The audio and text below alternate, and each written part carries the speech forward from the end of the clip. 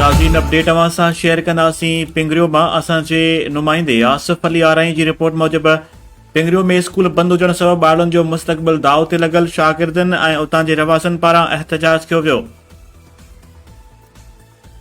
पिंगरियो भरिसां तालका डंडो जो सभ खां वॾो ॻोठ दीन मोहम्मद कंबो जे प्राइमरी स्कूल गुज़िरियल 3 सालनि खां मुकमल तौर ते बंदि हुअण करे मासूम ॿार तालीम जहिड़े ज़ेवर खां महरूम थी विया आहिनि।